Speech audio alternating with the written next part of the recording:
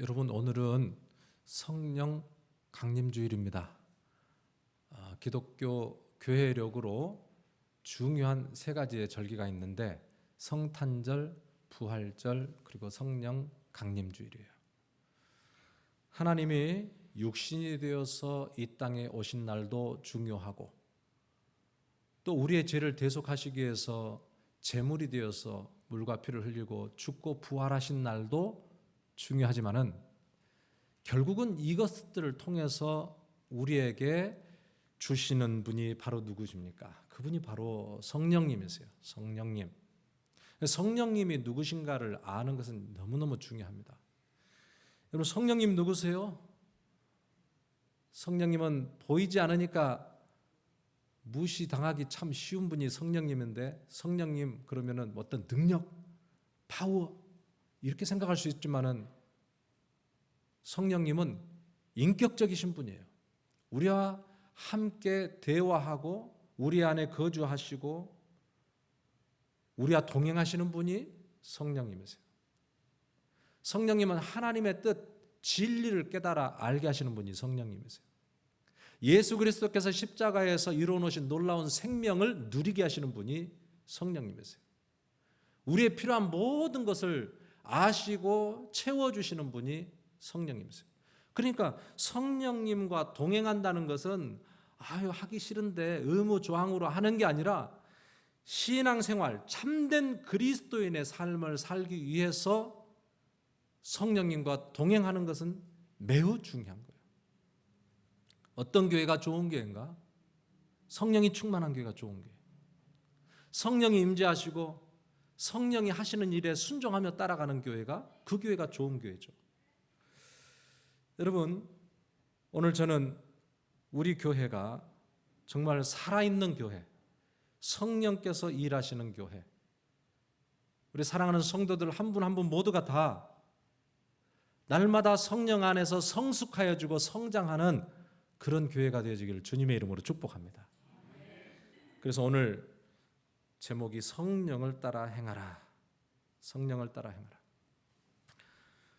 여러분, 왜 성령을 따라 행해야 되는가? 오늘 말씀의 그 이유를 정확하게 기록을 해놓고 있는데, 그것은 육체의 욕심을 이루지 않기 위하여 성령을 따라 행하라 그랬어요. 16절을 우리가 다 같이 한번 읽어봅니다.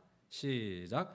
내가 이르노니 너희는 성령을 따라 행하라. 그리하면 육체의 욕심을 이루지 아니하리라. 아멘. 자, 여기서 육체의 욕심이란 단순히 우리 몸이 가지고 있는 본능을 이야기하는 것이 아니라 우리의 죄의 본성을 이야기해요. 타락한 본성. 우리가 하나님을 알고 예수 그리스도를 영접함으로 우리는 구원을 받았습니다. 이미 구원을 받았어요. 근데 우리의 영이 구원을 받은 거예요. 여전히 우리는 육신을 가지고 있기 때문에 육체의 본성이 그대로 살아 있습니다. 이 육체의 본성은 목마름인데 죄를 향한 목마름이에요. 죄를 향하여 끊임없이 달려가고 싶어하는 그런 속성이 저와 여러분들에게, 구원받은 우리에게도 여전히 존재하고 있다는 거죠. 마크 트웨인이 쓴 소설 중에 유명한 게 거지와 왕자잖아요. 이야기를 잘 아실 거예요. 한날 같이 태어난 두 소년이, 하나는 가난한 거지고 하나는 왕궁에서 사는 왕자예요. 서로의 삶이 너무 궁금해가지고 이들이 우리가 한번 좀 바꿔서 살면 좋겠다. 가난한 거지가 갑자기 왕궁으로 들어갔고, 왕궁에서 태어난 왕자는 거리로 뛰쳐나오게 되었어요. 갑자기 왕의 신분을 얻게 된 이 거지가 왕궁에서 한 번도 경험해보지 못한 황홀한 대접과 특권을 누리게 됩니다. 여러분, 근데 이 거지가 그 황홀한 특권과 대접을 잘 누렸을까요? 누리지 못했을까요? 누리지 못했어요. 왜 그랬을까요? 여러분, 이런 사건이 하나 나오는데요. 왕자가 먹는 음식이 얼마나 참 식단이 잘 준비가 됐겠어요. 근데 자기가 먹으려고 딱 하니까 신하가 먼저 숟가락으로 맛을 보고 다 떠먹는 거예요. 이를 보고 왕자가 된 이 거지가 화를 내고 막 소리를 쳐요. 왜 그래요? 내가 먹어야 되는데 왜 내 것을 먼저 먹어버리냐고. 굉장히 중요한 거죠. 왕의 목숨을 위해서 미리 시식을 해보는 거잖아요. 왕의 목숨을 대신하는 거잖아요. 굉장히 중요한 절차였어요.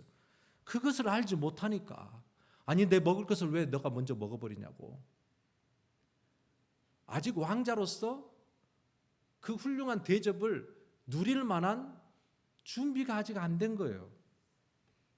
여전히 왕복은 입었지만은 그 속 사람은 배고픈 거지 시절 살았던 그 삶의 습관이 그대로 있는 거죠.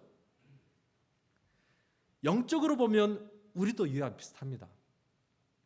우리도 과거에는 영적인 거지였어요.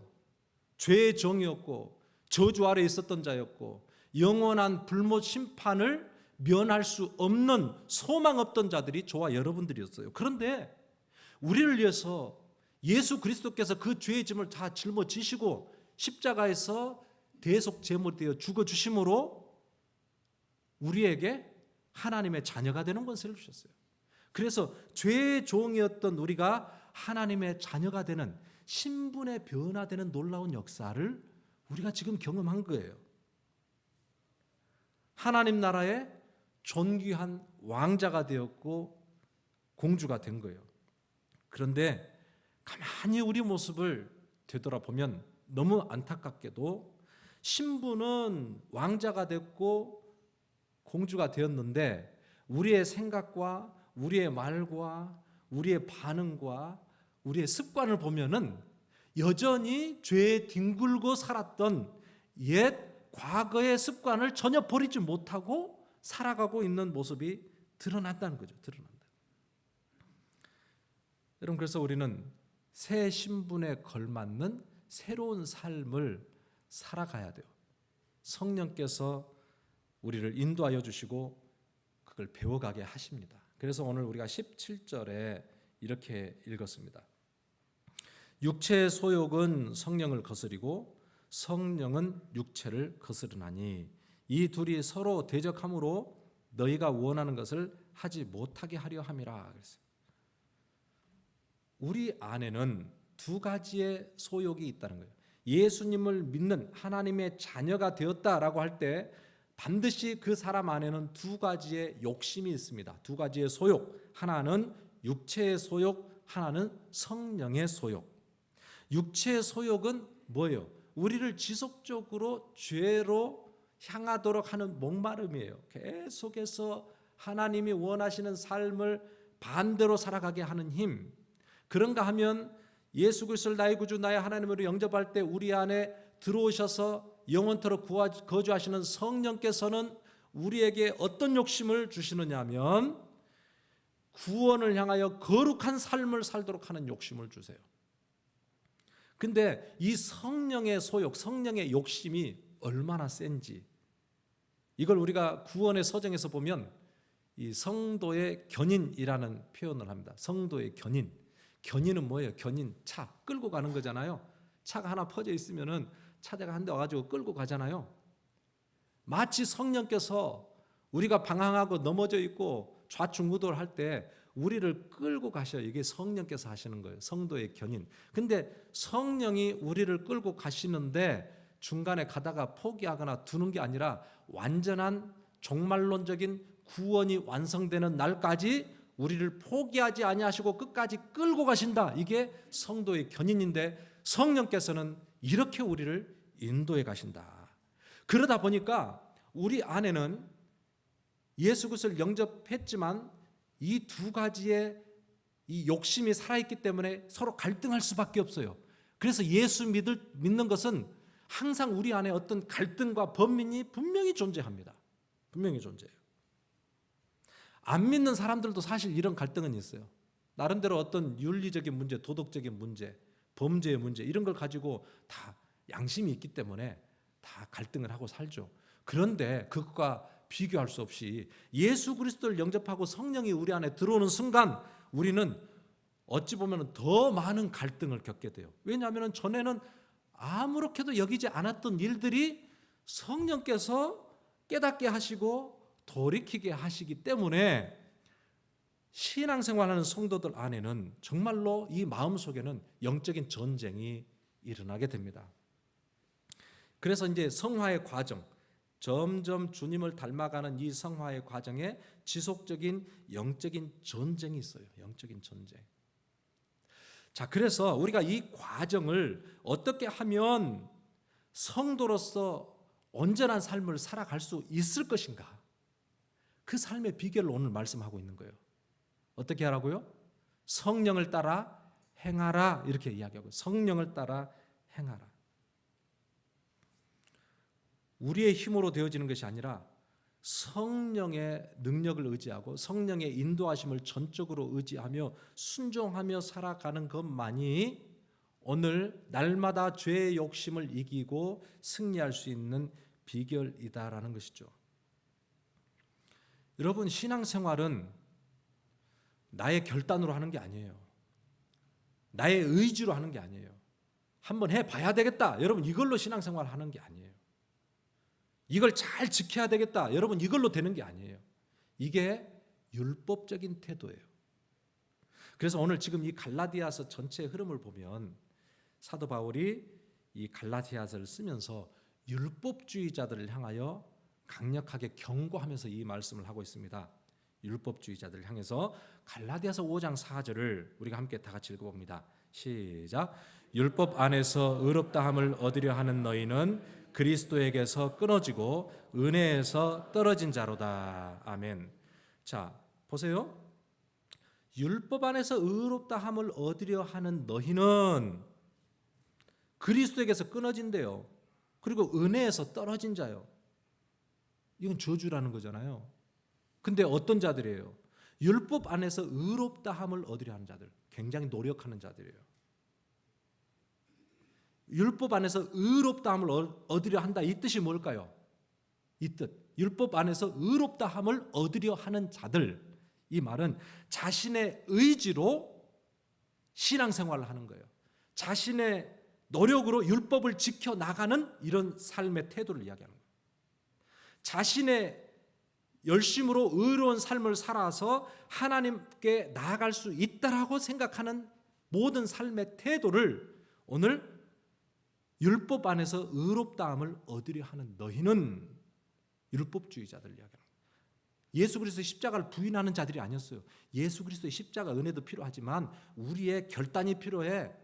할례도 필요하고 절기도 지켜야 되고 이걸 지켜야지 믿는다고만 말하면 돼. 이게 율법주의자들이거든요. 그들을 향해서 율법 안에서 의롭다함을 얻으려 하는 너희는 그리스도에서 끊어지게 된다. 정말 어려운 말씀 아니에요? 쉽게 이해되는 말씀 아니죠.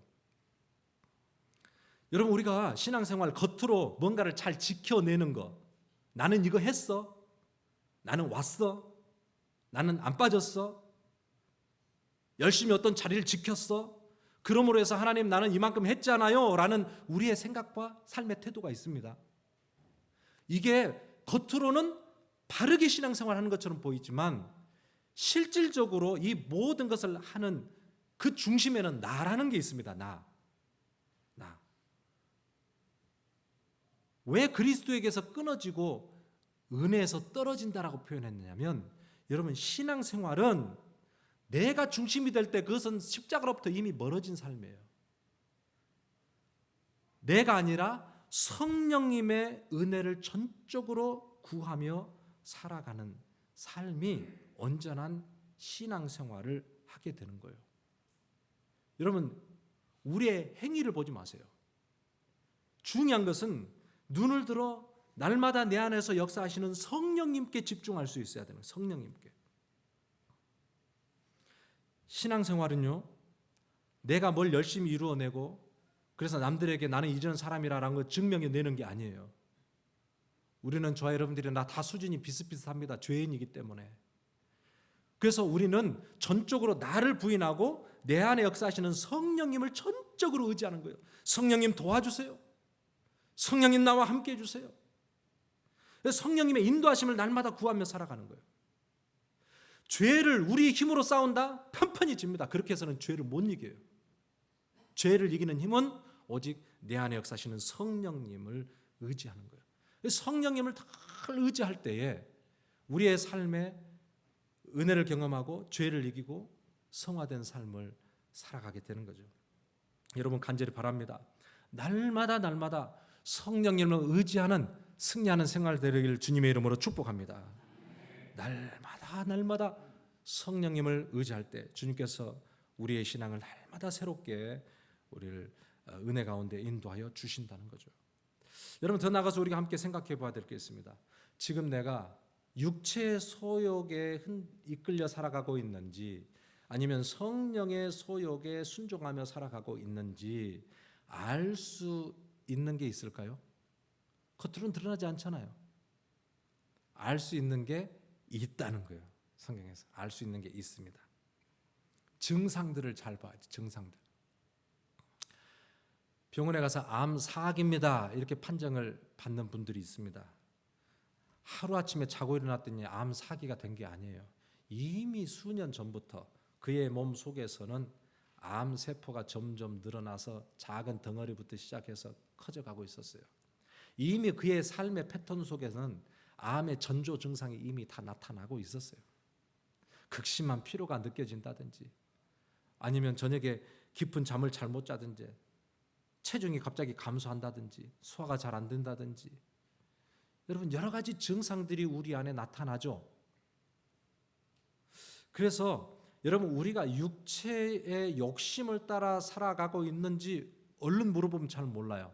사도 바울이 오늘 우리에게 그 삶의 전조 증상들이 어떻게 나타나는지를 우리에게 이야기를 해주고 있습니다. 자, 그래서 오늘 육신의 소욕에 이끌려 살아갈 때 나타나는 16가지 증상들을 좀 살펴보고 다음 주부터는 성령의 은혜 가운데 살아갈 때 우리에게 나타나는 9가지 성령의 열매들이 무엇인지를 이렇게 한번 생각해 보려고 합니다. 자, 그래서 오늘 우리가 읽은 19절부터 21절까지의 육체의 일들이 16가지가 증거되고 있습니다.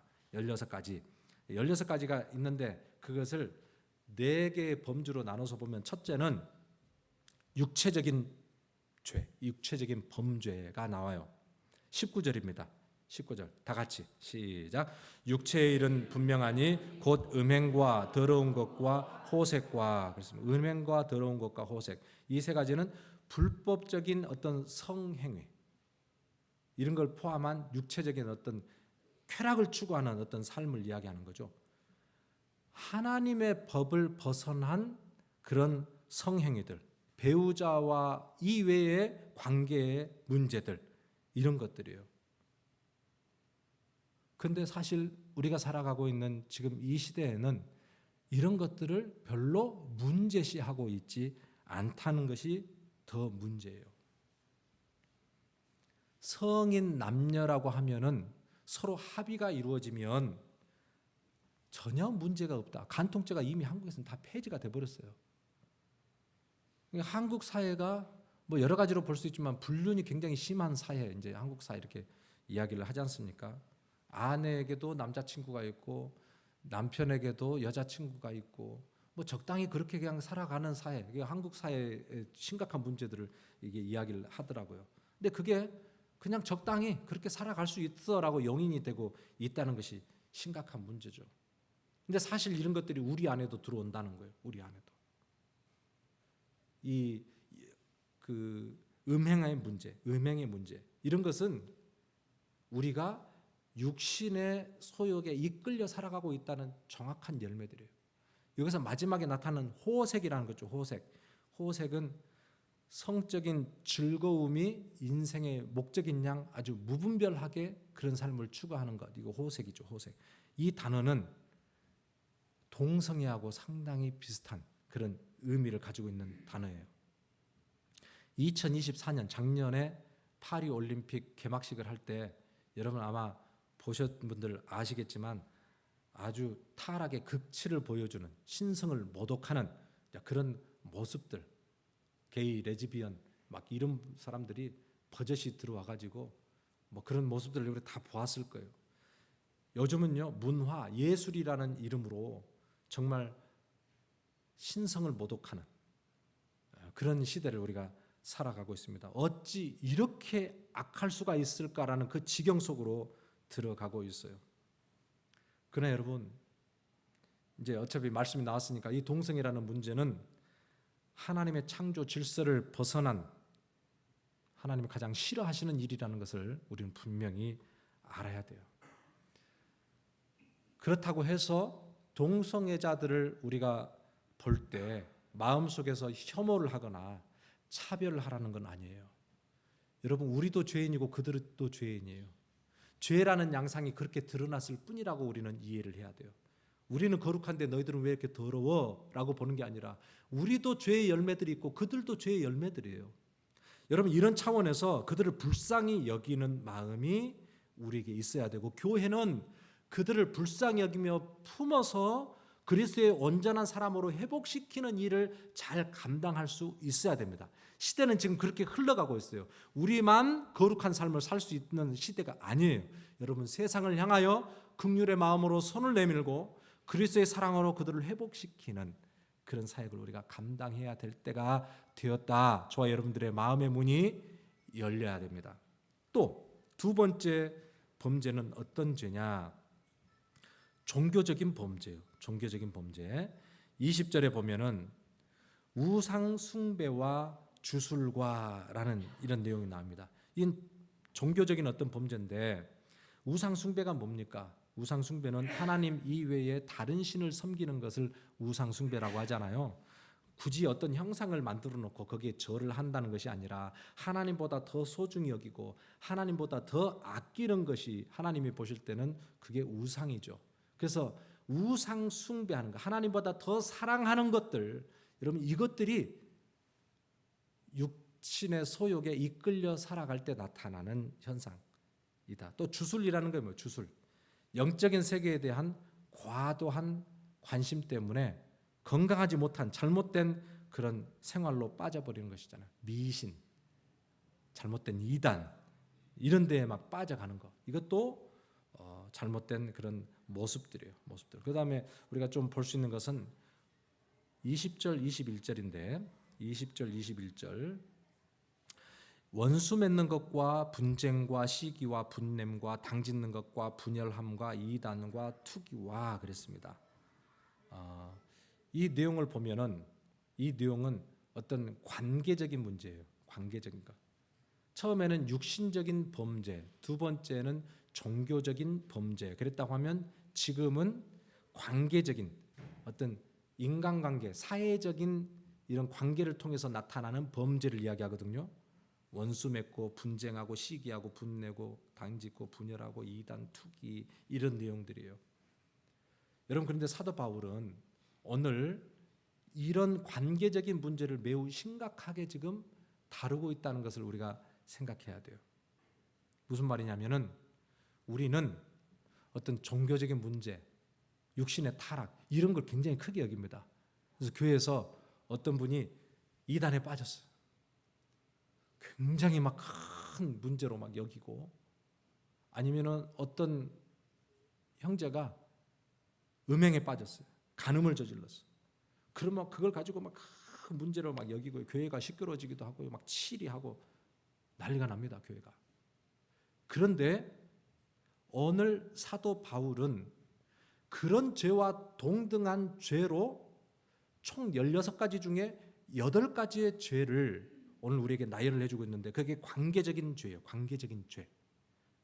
다시 띄워주세요. 어떤 죄냐면 원수 맺는 것, 분쟁하는 것, 시기하는 것, 분내는 것, 당짓는 것, 분열하는 것, 이단, 투기. 여러분들 이것에 대해서 여러분 부득부득 이를 갈아본 적이 있어요? 어찌 그럴 수 있냐고. 서로 싸워가지고 막 당을 짓고 분쟁하고 시기하고 있는데 어찌 그럴 수 있냐고 이래본 적 있어요? 우리는 교회는 다 죄인들이 모이는 데인데 뭐 적당히 그럴 수도 있는 거 아니야? 라고 우리가 그렇게 관대하게 비교적 이 문제를 여기고 넘어가는 경우들이 많죠. 근데 여러분, 오늘 하나님의 교회를 무너뜨리는 이 관계적인 문제에 대해서 사도 바울은 매우 중요하게 다루고 있다는 거예요. 관계적 문제. 그러니까 성도가 그리스도의 몸된 교회에 우리의 지체잖아요. 지체이고 하나님의 자녀임에도 불구하고 우리가 서로 분쟁을 해. 분을 내, 화를 내. 그리고 막 또 서로 막 시기를 해. 그러다가 또 다투어. 많은 교회들이 그러고 있으니까 교회는 원래 그런 게 있는 게 아니야? 아니라는 거예요. 아주 잘못된 현상이라는 거예요. 어떨 때 우리가 육신의 욕심에 끌려다니는 사람이기 때문에 그런 열매들이 우리 안에 맺혀지게 된다는 것을 오늘 지금 이야기하고 있는 거예요. 그래서 오늘 이 모든 죄를, 우리는 죄라는 건 다 추악하고 악하고 근절해야 된다는 걸 아는데, 오늘 이런 죄에 대해서 우리가 심각성을 느껴보았느냐에 대해서 한번 생각해 볼 필요가 있다는 것입니다. 여러분의 마음속에 원수 맺는 것 도저히 이해 안 되고, 왜 저런 사람이 있어, 잘 되는 것은 막 싫어하고 그런 사람이 있다면 여러분, 이것이 큰 죄라는 거예요. 당을 만들고 그룹을 만들고 내 편을 만들고, 교회가 그렇게 쉽잖아요. 하나님 보실 때 큰 죄라는 거예요. 여러분, 오늘 이 말씀을 기억하면서 그럴 수 있지가 아니에요. 우리가 육신에 속해 있기 때문에 그런 열매들이 지금 맺혀지고 있다는 거예요. 이걸 가지고 우리가 싸워야 됩니다. 오늘 이 말씀을 잠깐 생각하면서 내 마음 속에 정말 하나 되지 못하고 화해되지 못하고 원망하고 있고 또 원수 맺고 있는 그런 관계가 있다면 여러분, 빨리 회개하고 돌이키고 용서를 구하고 우리 안에 하나님의 나라 평화가 이루어지는 그런 여러분들 되기를 주님의 이름으로 축복합니다. 마지막으로 하나 더 살펴볼 게 있습니다. 그것은 절제와 관련된 문제예요. 절제의 실패. 21절에 보면 술 취함과 방탕함과 또 그와 같은 것들이라 그랬습니다. 술 취함과 방탕함, 이 두 가지를 지적을 했습니다. 술 문제 쉽지가 않죠.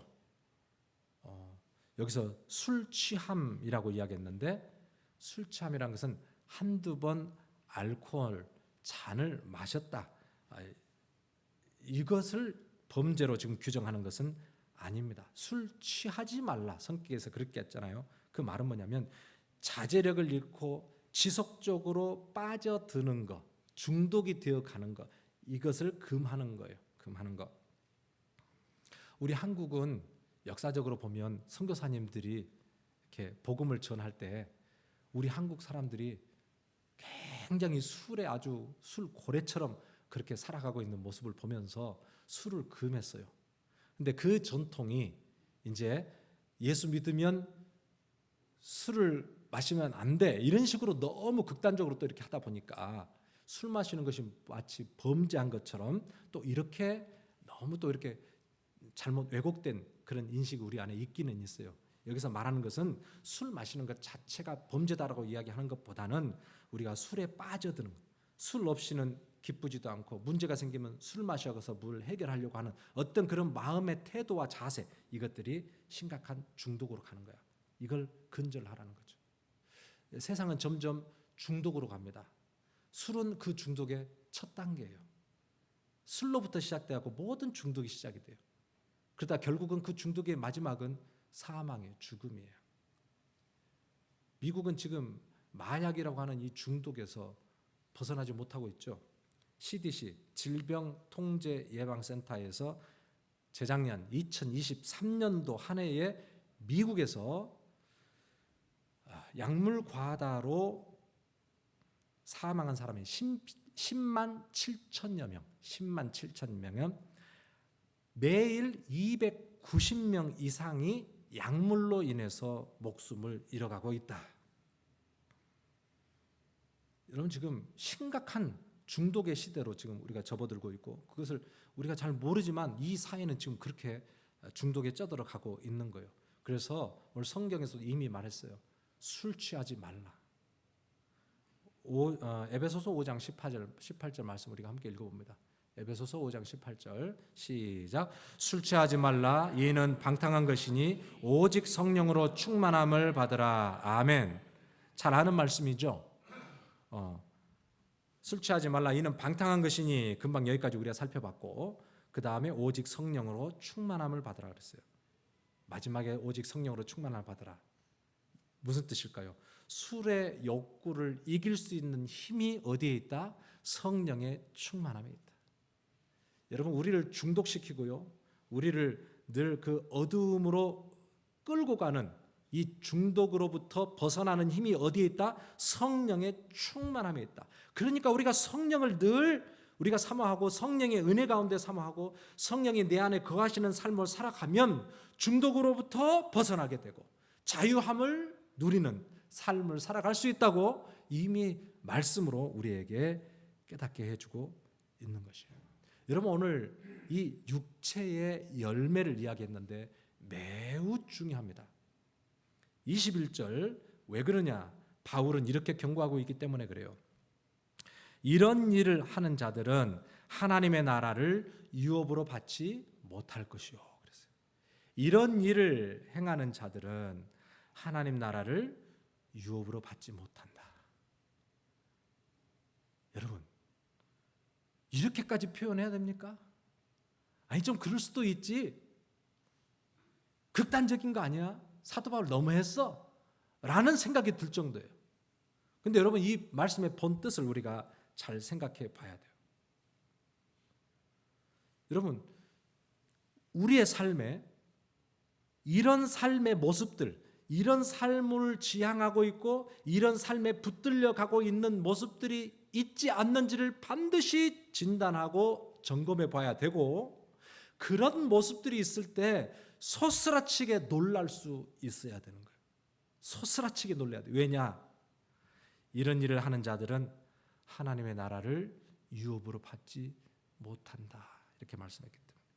여러분, 나 예수 믿는데, 나 주일날이면 교회 열심히 나오는데, 나 직분도 받았는데, 아니요, 오늘 좀 말씀 뭐라 그래요? 그걸로 되는 게 아니라는 거예요. 정말 예수 그리스도가 나의 구주가 되고 성령께서 내 안에 거주하셔서 성령이 나를 인도해 가시는 순종의 삶을, 생명을 누리는 삶을 살면 결코 육체의 소욕을 즐길 수 없다는 거예요. 괴로워서 견딜 수가 없어요. 도저히 내가 이런 삶을 살아갈 수가 없어. 성령님 나를 도와주세요. 나를 끌어내주세요. 성령님 나를 회복시켜 주세요. 이럴 수밖에 없다는 거예요. 성령이 우리 안에 역사하시면 이런 일을 행할 때마다 마음이 무겁고 괴롭고, 그래서 결국은 성령의 소욕 앞에 무릎 꿇을 수밖에 없는 것이 하나님의 백성들이에요. 오늘 이 말씀을 통해서 하나님께서는 저와 여러분들의 삶에 성령의 음성으로 흔들기를 원하시는 거예요. 다시 한번 정신 차려 성령의 은혜 가운데 우리가 회복되기를 원하시는 하나님의 마음이 있다는 거예요. 우리의 열심으로 주님 따라갈 수 있는 게 아닙니다. 여러분, 우리의 결단으로 뭘 끝까지 지킴으로 우리가 신앙생활 하는 게 아니에요. 진정한 신앙생활, 하나님이 기뻐하시는 삶을 사는 그 비결, 핵심은 성령님을 따라 사는 삶에 있다는 거예요. 성령님을 따라 삽니다. 성령을 따라 사십시오. 할렐루야. 성령님은 여러분들을 끝까지 붙드시고 반드시 완전한 하나님의 구원을 성취해 가시는 하나님이시기 때문에 신앙생활은 나를 신뢰하는 게 아니에요. 나를 부인하고 성령님을 전적으로 의지할 때 성령께서 우리를 이끌고 완전한 하나님의 은혜와 하나님의 나라를 경험하게 하시는 과정이에요. 우리가 성령님을 간절히 구할 때 여러분, 성령께서 우리를 도우십니다. 도우셔요. 이걸 믿어야 돼요. 아람 군대가 엘리야 선지자를 잡으려고 도단성에 그냥 그 군사들로 겹겹이 쌌어요. 게하시가 그것을 보고 혼비백산이 돼서 엘리야 선지자에게 와서, 선지자님 난리가 났습니다. 우리는 영락없이 포위되어 죽게 되었습니다. 라고 할 때 엘리야 선지자가 게하시를 위해서 간절히 기도를 해주는데, 이 종의 눈을 떠서 보게 하옵소서 그렇게 기도하니까 게하시가 눈이 뜨여져서 뭘 봤다 그랬어요? 불말과 불병거가 온 성을 두르고 있는 것을 보았다는 거예요. 여러분, 성령이 우리를 지키시는데요, 천군 천사들이 우리를 보호하시고 지키셔서 내가 늘 육신의 소욕에 이끌려서 넘어져 버리고 감정적으로 그냥 내가 지키지 못하고 터져버리고 그렇게 내 마음이 상해져 버리는 그런 순간에 성령께서 불말과 불수레를 보내셔서 우리를 인도하여 주시고 보호해 주신다. 이 우리의 삶에 성령께서 이렇게 개입하신다는 것을 이야기를 해주고 있습니다. 여러분, 그래서 정말로 성령님과 더불어서 그렇게 사는 삶이 온전한 신앙생활을 하는 유일한 그런 비결이 된다. 그래서 이제 마지막으로 저는 성령을 따라 살라, 그러니까 여러 가지 표현을 할 수 있습니다. 성령님과 동행하라, 성령님께 순종하라, 뭐 이런 내용들을 말할 수 있는데 딱 한 가지를 제가 말씀드린다면 성령님을 인정하시기 바랍니다. 성령님을 인정하자. 따라서 한번 해보세요. 성령님을 인정하자. 여러분, 아침에 눈을 딱 뜨고 일어나서 성령님과 대화하세요? 아이고, 오늘 빨리 일 가야 되는데 얼른 가야 되겠다. 야, 누구야, 빨리 일어나라. 여러분, 아침에 탁 일어나자마자 어떻게 해야 될까요? 안녕하세요, 성령님. 제가 청년 시절에 읽었던 책 제목이 안녕하세요, 성령님. 베니힘 목사님이 썼던, 한국에서 베스트셀러가 돼서 팔렸던 거죠. 우리는 성령님 그러면 대단하신 분, 거룩하신 분, 우리와 함께 하시기에 조금 뭔가 좀 차원이 다른 분. 그래서 우리는 나는 내 삶을 살고 성령은 성령의 삶을 살도록 적당하게 거리를 두고 사는데요. 여러분, 이것이 무너지는 삶이에요. 이것이 흔들리는 삶이에요. 성령님과 깊이 우리하고 교제가 이루어져 버려야 돼요. 그러기 위해서는 성령님께 아주 친밀하게 다가가세요. 성령님은 이미 우리 안에 들어오셨어요. 그래서 아침에 일어나면 자, 따라서 합니다. 안녕하세요, 성령님.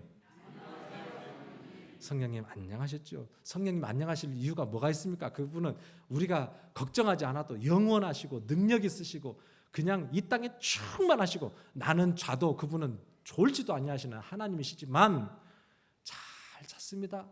너무 사랑합니다. 너무 반갑습니다. 오늘도 내가 주님과 동행하기를 원합니다. 내 삶에 들어오셔서 나를 주님의 생명을 누리는 삶으로 인도해 주세요. 우리가 그렇게 인정하는 거죠. 순간순간 성령님과 대화하세요. 성령님 잘 모르겠네요. 성령님 어렵네요. 성령님 아픕니다. 성령님 어디로 가야 될까요? 여러분, 순간순간 성령님과 대화를 해보세요. 성령 앞에서 살아가 보세요. 성령 앞에서. 이게 코람 데오예요. 하나님 앞에서. 종교 개혁자들이 그 어마무시한 그런 놀라운 개혁을 감당할 때 인간의 힘으로는 할 수 없었지만 코람 데오, 하나님 앞에서 하나님이 주시는 힘과 능력으로 그 일들을 감당할 수 있었어요. 여러분, 우리의 삶의 능력이 어디서 오느냐? 하나님 앞에서 살아갈 때 거룩한 삶을 살게 되고, 하나님 앞에서 살아갈 때 세상과 구별된 삶을 살아가게 되고, 하나님 앞에서 살아갈 때 성령 충만한 능력을 경험하는 삶을 살아가게 된다는 거예요. 여러분, 그래서 고린도전서 6장 19절로 20절 말씀을 다 같이 한번 읽어봅니다. 시작. 너희 몸은 너희가 하나님께로부터 받은 바 너희 가운데 계신 성령의 전인 줄 알지 못하느냐?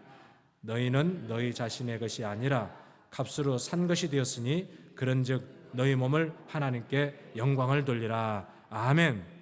자, 우리 몸이 육신의 소욕에 넘어져서 죄의 병기로 쓰임받지 않아야 되는 이유가 뭐냐? 오늘 말씀하셨죠. 우리 안에 거하시는 성령께서 계시기 때문에 우리가 성전이라는 거예요. 저와 여러분들이 성전이에요. 여러분, 이렇게 모이는 곳, 예배당, 이게 거룩한 곳이 아니라 우리가 성전이기 때문에 우리가 모였으니 이곳이 거룩한 곳인 거예요. 저와 여러분들은 정말로 거룩한 Holy Spirit, 성령이 우리 안에 거하시는 거룩한 지성소가 된다는 거예요. 너희 가운데 계신 성령의 전인 줄 알지 못하느냐? 성령이 우리 안에 계시는데 악한 말을 하고 악담을 하고 저주를 하고 악한 것을 집어넣고 악한 짓을 할 수가 있겠느냐? 성령이 너 안에 계시는데. 그러니까 이것을 깨달으면 깨달을수록 우리는 이상하게 나도 알지 못하는 성령이라고 하시는 분의 이끌려 살아가는 삶을 살게 되는 거예요. 제가 필라델피아에 이렇게 운전을 하고 가다 보면은 약간 필라델피아 시내는 아니고 약간 외곽에 보면 CCTV 촬영 중 이런 편말이 붙어 있는 데가 있어요. 이제 해석을 해보면 쓰레기를 무단으로 투기하지 마세요. 뭐 이런 내용이죠. 그리고 밑에 보면 벌금 300불 이렇게 적혀져 있어요. 그리고 CCTV 촬영 중 이렇게 되어 있어요. CCTV 촬영 중. 요즘 우리는 CCTV를 곳곳에 막 달아놓고 있습니다. 나도 모르게 CCTV가 다 우리를 찍고 있어요. 그러니까 CCTV를 촬영한다고 딱 이렇게 돼 있으니까 그 누가 거기다 쓰레기를 버리겠어요? 추적을 하는데. 이건 좀 이제 반대급부적인 어떤 이해지만은 여러분 마치 성령께서도 한순간도 놓치지 아니하시고 우리와 함께 하실 뿐만 아니라 우리를 다 이렇게 보고 계셔요.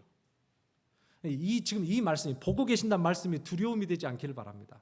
보고 계신다 그러니까 좀 이럴 땐 좀 눈 감아 주셨으면 좋겠는데 눈을 이렇게 뜨고 계시니까 조금 힘드네요. 그럴 수도 있죠. 근데 하나님은요 다 보고 계셔요. 그것이 우리에게 어쩔 때는 위로가 되는 거예요. 위로. 주님은 한순간도 나를 떠나지 아니하시고 나와 함께 하시는. 그래서 보고 계신다는 것은 우리한테 교제하기를 원하신다는 거죠. 자, 여러분 이제 오늘 긴 이제 말씀을 마칩니다. 여러분 혹시 오늘 이 말씀 들으면서 내 삶에 육체의 일들이 내 안에 조금이라도 나타나는 게 있다면 여러분 이 시간에 정말 하나님 앞에 진실되게 내려놓고 애통하는 마음으로 돌이키는 그런 결단의 기도가 반드시 있기를 바랍니다. 성령을 따라 살기를 간절히 원하는 그런 기도가 있기를 원합니다. 여러분 매일매일 성령을 인정하고 성령의 도우심을 구하면 불말과 불수레처럼 성령께서 우리의 삶을 지키시고 보호하시고 거룩한 삶을 살게 하시고 죄를 넉넉히 이길 수 있는 힘을 주시고 구별된 삶, 그래서 날마다 성화되어가는, 성숙되어가는, 그리스도를 닮아가는 그런 삶을 살게 한다는 거예요. 이게 신앙생활의 유일한 비결이다 오늘 말씀하고 있습니다. 오늘 저와 여러분들 성령을 따라 날마다 성화되고 승리하는 저와 여러분들 다 되어지기를 주님의 이름으로 축복합니다. 아멘. 준비하신 헌금 하나님께 올려드립니다.